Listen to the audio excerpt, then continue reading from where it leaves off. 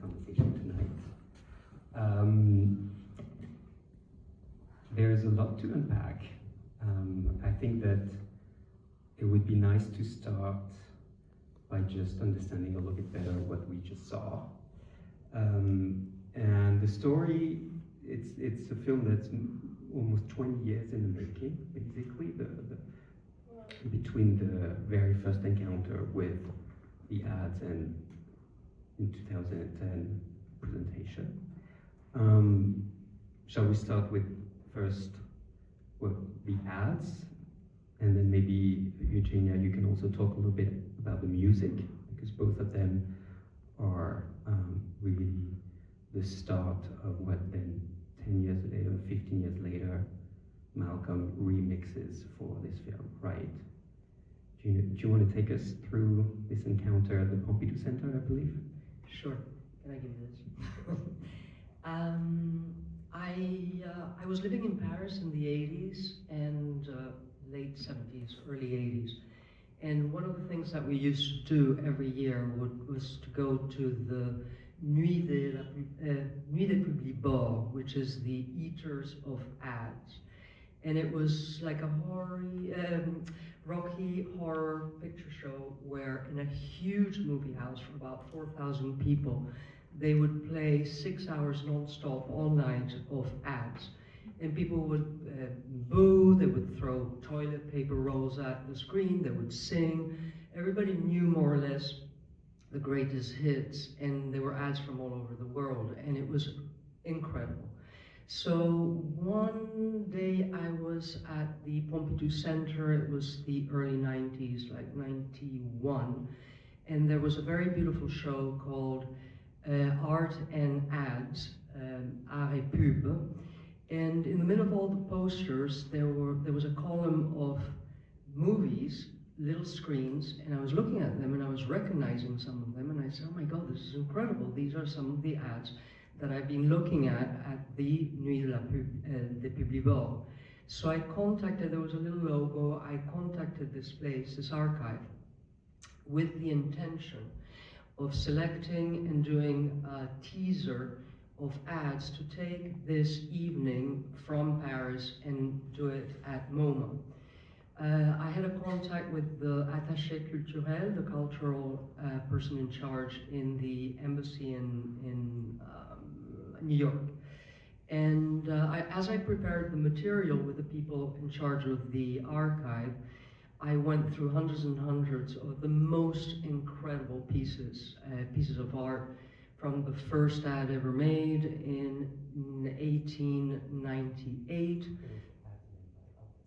Ads made by artists, because at that time there were a couple of agencies, in particular l'Agence Amour, and another one, this was in the 1930s, and then another one in the 50s, Association des Créatifs, I think it was called, where they would let an artist create for 1 year, 1 minute of content. And they were using the top artists, writers, editors, filmmakers, actors, and it was absolutely unbelievable, all the material I saw. So I spoke to Malcolm. I was working with Malcolm at the time. We were living between LA and Paris. I spoke to Malcolm about the material, and he got very interested and came to visit the archives. And so we went through, I don't know, 300 ads. And he spoke to his very good friend at the time, who was Alan Yentob. He was the head of BBC Two that had a very, very good, very artistic programming, and convinced Alan, actually Alan didn't really need very much convincing, he went along with it immediately, and commissioned a 6-part TV series of ads, and we put them together into 6 different themes, and selected from a total of about 2,000, 3,000 pieces, we selected about 200. And then in the end, we filmed it with a director that we didn't really want, and it didn't turn out good enough. So we refused to show it at the BBC, and from there, with that material, I met eventually there are two very beautiful models. One was from French Martinique and the other one was Senegal, and they wanted to sing, so they got Malcolm to try to produce some demos with them, and we would call the group Paris Blacks. And that was a total failure because I couldn't sing. But we had all this material, we had these ads, we had, I don't know, just the soundtracks. We wanted to do something with this material, and I convinced Malcolm, again, I don't know how, to record a music album, a postcard story of the city of Paris that he loves so much. And we hear several of these songs from the album. Exactly. Throughout the film. Exactly. Right? So most of the music here used was the music from the Paris album, and the Paris album told the story of the city through a picture. It's like postcards of Paris, like how do you say it? The quartier, the areas of Paris that inspired him. And we used a lot of the commercials, some of the sounds, some of the people speaking like Gainsbourg on the album. And then the album came to be because Malcolm pitched it to Vogue Music, part of BMG, and Fabrice Nataf, who was then the director, fell in love with the story, but he wanted to produce it on condition that we could get 5 top French artists' names. So I approached a whole bunch of different ladies, and there was Françoise Hardy came on board, Catherine Deneuve, Amina, who sings in Arabic, and then we tried Charlotte Gainsbourg to sing a remix of Je t'aime moi non plus, but of course she said no, because it was very incestuous. Juliette Greco sent us packing because she didn't want to sing about Miles Davis. And that's the song we hear at the end. Exactly. The Miles Davis, right? So she refused, and that demo, Malcolm singing the demo of XXIst Paris, in the end we convinced Malcolm that that was good enough, and we just re-recorded the music. So basically the material that makes the movie is in place already in the mid-90s. But so I'm turning to you, Young, now. How does Malcolm goes back to it in the 2000s and decides to use that visual material, to use that album and turn it into a film, the one that we saw tonight?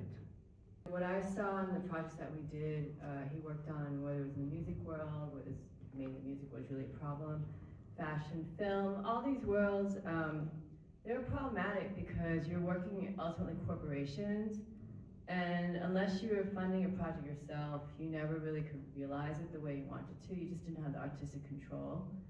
And it was just very frustrating not to be able to do something properly. And as we spent more time in the art world, which is a world that was relatively new to me, I realized that actually he was better, or at least as good as everybody else, all the other artists, and that's what he was. And at least as an artist, you are in control of everything. You have the last word. There's still no question about that. The art world is the one world where the artist is still in control. So I really pushed him to try to be an official artist, a visual artist, which is what he started out as. And so in, I think in 2007 maybe, I have to check. Anyway, there was a show, a friend of his, an artist, Stefan Brueggemann, was putting on a show. He was organizing a show, curating it here in New York. And he asked Malcolm to take part. And so Malcolm told me that, I should be happy because he would do something for this show. And so for that, he took an idea. See, I realized, after someone's lived quite a while, you start having ideas accumulate in your head, and you have these in the back of your mind, and maybe you never did anything with it, but you could pull them out. So I realized he had an idea for some time about taking old porn films and taking little clips and manipulating them and turning them into something new. And so he did that, and he created the first chapters of what would become Shallow. And I think he did 8 chapters initially, and people really responded to it. And then the woman who then was going on to continue Art Basel, when we first went to Art Basel, Sam Keller was the director who'd really built up the fair. And then he left to work at the Byler Museum. And at that point, they replaced him with 3 people, and the creative person was a woman named Kay Sophie Rabinowitz, who's a curator. and she really loved the work, and she asked Malcolm to complete it and that she would show it at Art Basel in the curated section. So that's what we did, and that went very, very well. And so then he had another idea he wanted to do, which became this Paris project. And I really didn't know the history of exactly how all this, how he got to know it all, the archives, but he still had the contact of a woman named Anne Centre and her husband at the time, Bruno.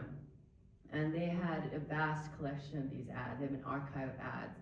And so we went to see them, and then I realized that he had, encountered this years ago, decades ago, and we watched a lot of, hundreds of these ads, just sat there watching them one after another, and then culling them. And as we watched them, I realized a lot of the sounds from the ads have been sampled into the Paris album itself. So, it's cleverly worked back into the movie where you have the Serge Gainsbourg, or we don't see the ad itself, but there's also a sample from a perfume ad called Decima, and there are little bits and pieces worked into the album. And so that's how that project came to be. And we watched the original, hundreds of ads, and they were culled down. And then we brought them to New York. And then I have found an editor at the end of the Shallow project, someone here in New York who's very good. And he sat with him to work on it, and then incorporating mostly the Paris album and preserving some of the sounds of original ads plus a voiceover. Introduction and Malcolm's interest in consumerism, and more specifically the fact that his generation is really the one that understands, or at least sees, this kind of industrialization of. We see that the food section is particularly dramatic with the Burundi beats.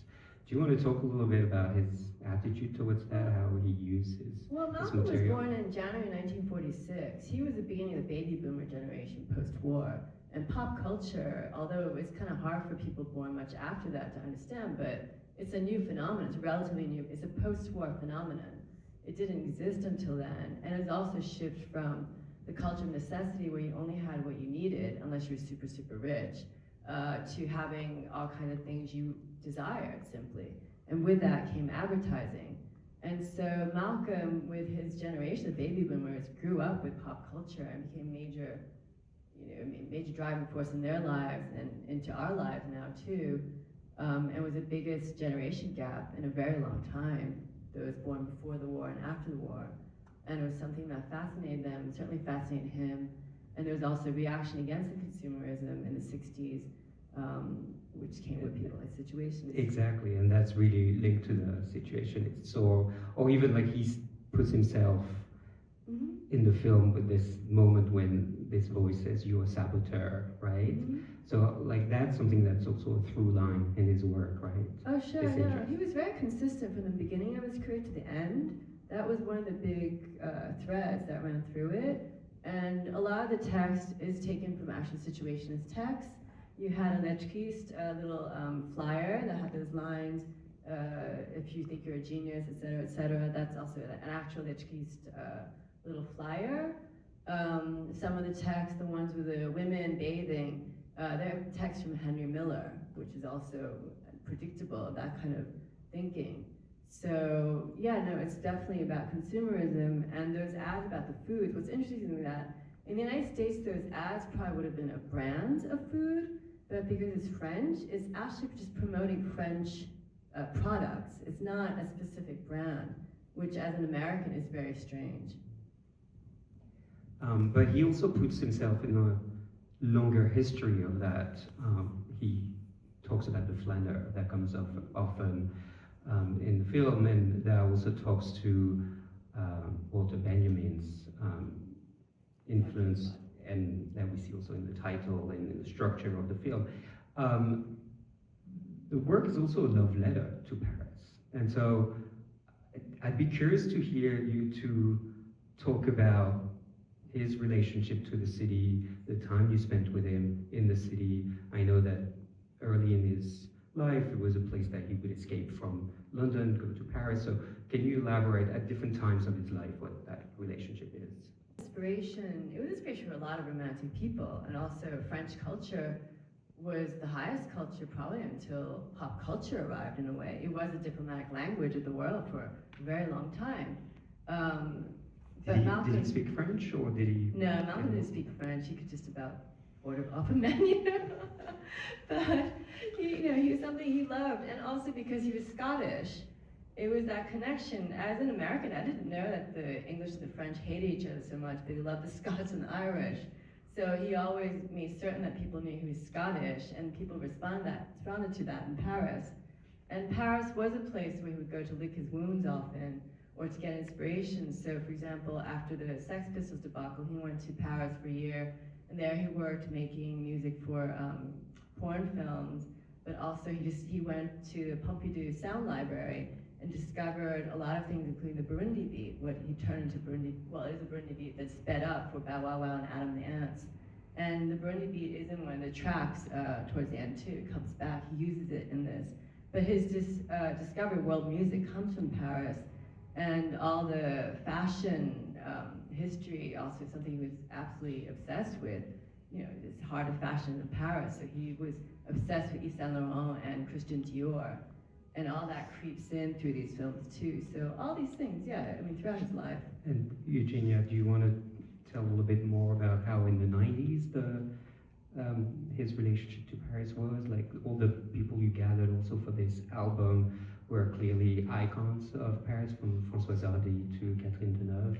Yeah, he had certain fixations on certain things, like the existentialists, the cave, where I lived in a part of Paris where there were 2 or 3 of these caves, which were basements basically, where young people would go and smoke cigarettes in black turtlenecks with white rats on their shoulders, acting very sort of emo.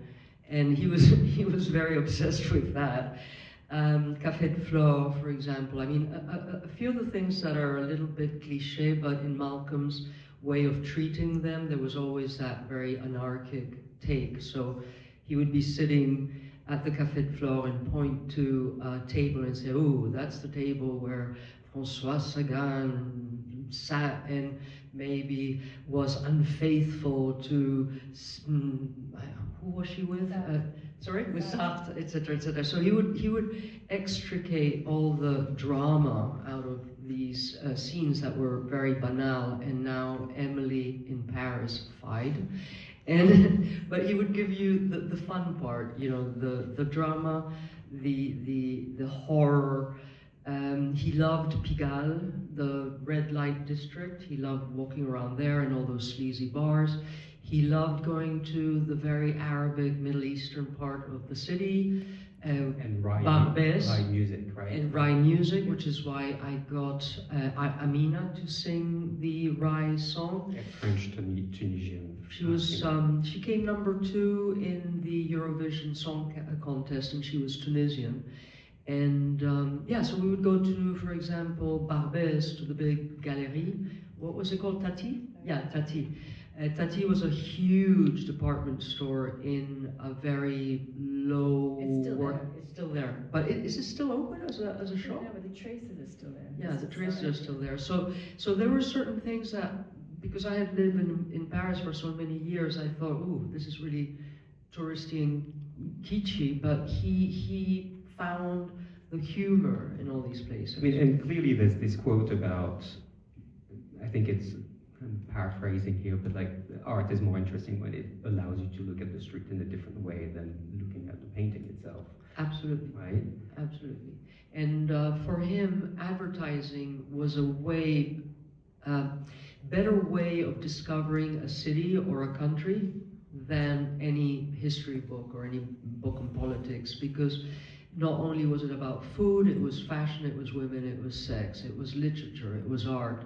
So when we sat through all these commercials, and in particular we were going to do, one of the episodes was going to be Frenchness, he went completely, I mean, that was his whole being, his whole DNA was that episode about Frenchness. That's where he could really get inspired.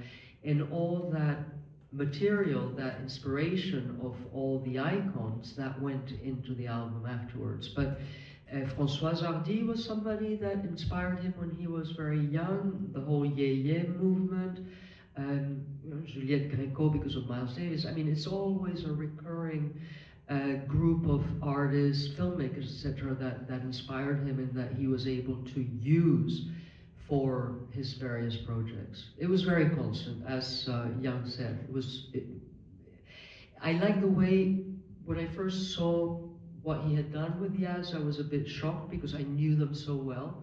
And then to see them remixed, rehashed, manipulated, solarized. It's very much, yeah, it was sampling. It's sampling. It was really brilliant. Yeah, it was brilliant. And that's actually because we talked a lot about it while preparing for this conversation about collage in particular, and some, you can think about radical juxtapositions and stuff like that, but it's really sampling as well. It uses sequences that he distorts, that he repeats as motifs, and that comes from, I feel like his work as a producer of hip-hop music, for instance, in the 90s. I think so. Do you want to talk a little bit about that? I think it's, you can call it sampling, but to me sampling is just a kind of branch of collage, basically. He was an expert collagist.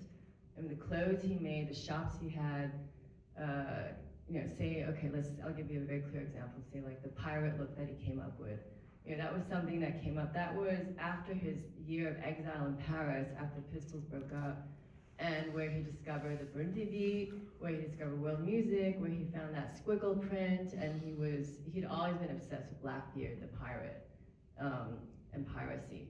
And they returned to London, discovered that Vivienne Westwood, who was obsessed with costume, had been looking at these old costumes, these different patterns, and he said the only thing he saw any worth in was this early, like the poet's shirt, which then he turned to pirate shirt and tied into, at that moment, the cassette taping the blank cassette had arrived. It had never really existed before, the double with the taping off the radio. And the music industry was very upset. They were worried that they wouldn't sell any records anymore. People just tape it off the radio.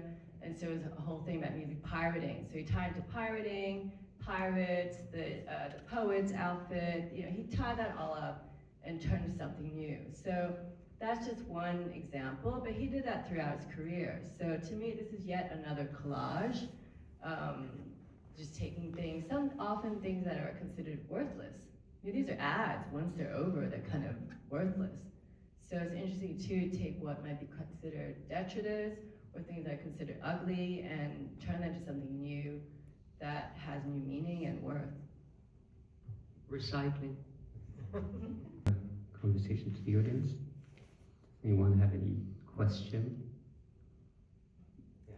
What format were the ads in when you were in both periods, when you were looking at them? Did somebody digitize them in some way? They were in every format, including nitrate, which self-combust. So a lot of these movies, tons of these movies, were stored in post-World War II bunkers outside Paris, which is where they store all the nitrates from long-form cinema movies from the 20s, 10s, 20s, 30s. So all of them had been converted to 35 millimeter. And then by the time I finished working on them the first time around, it was 92, we were able to put them onto Umatic and Beta form. And then I had those in my archives and I digitalized them 3 months ago. But I found a little lab in Madrid that still worked those formats, and they were able to pass all that into digital. But the archives themselves, I don't know if anything has changed since, but it's just a little hole, a dungeon, a few different machines that are, a lot of them manual. I mean, it's really a labor of love, the way they've been preserved, and if you are lucky, get to see them if you are working on a precise project, but you have to go there. I don't think they exist online, do they? I don't think they've done that. No. I don't know. By the time we went to, they just had an office and downstairs a little room, and they played the movies for us. To be honest, I'm not sure what format they were playing them then. I just know that when we wanted them, they gave us a beta with all the ads that we wanted to use. But they would never be online. I don't think so. I don't think that you could That also access a massive them. project. Yeah, it would be very, very expensive. They don't have the money, even though they're subsidized, but It's the Centre National, it's the National Center for Advertising. But all of that, you have to still go and look at them physically. But a very good resource of material was the library at Pompidou, at Beaubourg. Amazing, amazing library. And I spent 6 months there researching all the people, all the authors, all the writers, all the creators. But that was very, very helpful. I mean, it's incredible, that place, that you know very well.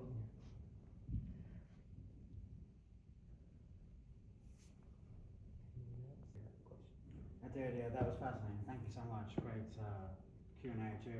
I was thinking about the mention of Mclaren's use of pornography, and it strikes me that that's actually a radical thing of him as an artist. It's been present from the early days with the Sex Pistols, the use of gay pornography. He took from Greenwich Village and took it back to London. They screen printed on the t-shirts and all that. He spoke about his young Paris working on soundtrack for porn films. Mary Melian features in The Great Rock and Roll Swindle. So it's an interesting aspect of his career that he didn't shy away from pornography. He saw it as an object to use. And here it comes back the emphasis on the banal. So I was wondering, maybe connecting the dots there. Did he ever speak about the interest in those sexual aesthetics, maybe porn specifically? Was that the banal? Was that trash culture? What was it? I think, first of all, pornography, I think, is something a lot of people are interested in, especially men. And I don't think it's anything new.